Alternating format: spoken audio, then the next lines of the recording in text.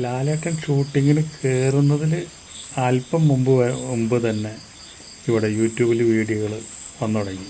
Winner അനുമോളാണെന്ന് പറഞ്ഞുകൊണ്ട്. ഇതെങ്ങനെ സംഭവിക്കുന്നു? അതാണ് നമുക്ക് മനസ്സിലാവാത്തത്. അനുമോൾ പോലും അറിഞ്ഞിട്ടുണ്ടാവും അനുമോൾ വിന്നറാണെന്നുള്ളത്. അപ്പോൾ അത്രയും കടുപ്പമാണ് ഇവിടുത്തെ PR-കളുടെ നിയന്ത്രണം. അതുപോലെ തന്നെ ഈ PR-കൾ എന്ന് പറഞ്ഞു കഴിഞ്ഞാൽ അവർ വെറും ഷോർട്ട് വീഡിയോ ഇടാനോ അല്ലെങ്കിൽ അവരെ നെഗറ്റീവായവരെ പോസിറ്റീവാക്കാനോ മാത്രമല്ല, വോട്ടിംഗ് പാറ്റേൺ, വോട്ട് തള്ളി കയറ്റുക, അതാണ് അവരെ മെയിൻ ജോലി. അതുപോലെ തന്നെ അവർക്ക് ഇഷ്ടം പോലെ ബിഗ് ബോസിൻ്റെ ഉള്ളിൽ അവർക്ക് ആൾക്കാരുണ്ട്. എല്ലാം യഥാസമയം അവർക്ക് എത്തിക്കൊണ്ടിരിക്കും. അപ്പോൾ ഇതിൽ നിന്ന് നമുക്ക് മനസ്സിലാക്കേണ്ടത് എന്താണെന്ന് വെച്ചിട്ടുണ്ടെങ്കിൽ ഇവിടെ ജനങ്ങളല്ല ബിഗ് ബോസിൻ്റെ വിജയം തീരുമാനിക്കുന്നത്, PR-കളാണ്. PR-കൾക്ക് ലക്ഷങ്ങൾ കൊടുക്കുന്ന അവരാണ് ഇന്ന് കപ്പും കൊണ്ടുവരാൻ പോകുന്നത്.